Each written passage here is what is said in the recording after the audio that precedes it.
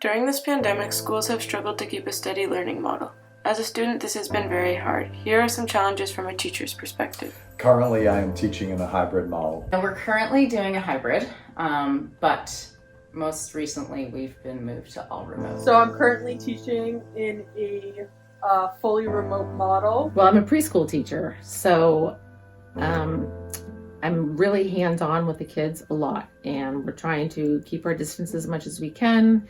We're trying to wear our masks. I, of course, can wear my mask all day, but the kids have a lot of problems keeping them on, putting them back on when they come off. Kids, they're 3 and 4 years old. They need hugs. They need their hands held.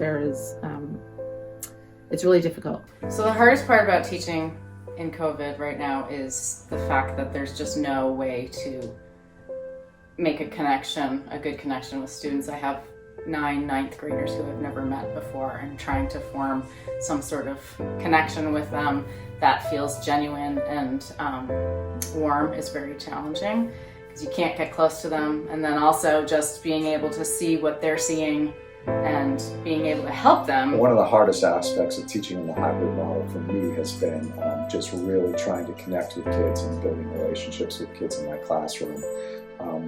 Whether it's doing the Zoom classes or having them in person with face masks on, it's just that much harder to have kind of relaxed connections with kids where you're building relationships and forming connections. The hardest part with the model of hybrid is that you have students in the classroom and you have students at home, and you're working with them simultaneously, and it's impossible to keep them engaged online while you're also trying to step away from the camera to work with somebody in person. So I think just trying to build that classroom mentality is the worst. Keeping our distance from the kids, trying not to touch them as much. I mean, when I read to them, I used to have kids on my lap, and little kids are cute. You want to hug them and you want to touch them, and we have to try not to. And it's difficult. Some kids are really emotionally needy, and that they would benefit from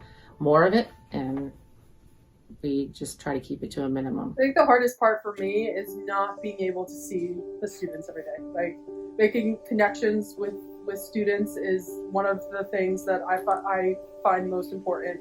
And not being able to have all the students in the same classroom and really see where they are, and see verbal cues and nonverbal cues is been really hard. I think that what may come of this for your generation of students that's living and going to school through this pandemic will be much like earlier generations went through, whether it was Depression era people or people that went through World War II, is that there is a long-term effect to living through an experience like that. And I think about that for young kids today, when they become adults and they have children and they're worried about, taking care of them, worrying about can this happen again, and being very concerned about that in their later years. Yeah, not being able to make those connections as easy. And I think that goes between peers, but also between me and my students, not being able to make those connections as readily. Just trying to use facial expressions the best we can to help make up for the fact that we're trying to keep our physical distance.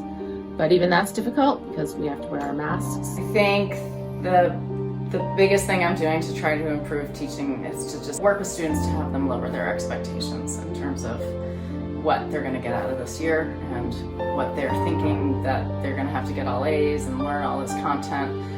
That's really not what's going to be important this year. I think one positive thing that has come out of this is really having gratitude for things that we normally don't think about in our everyday life. I think students are learning how to be bored.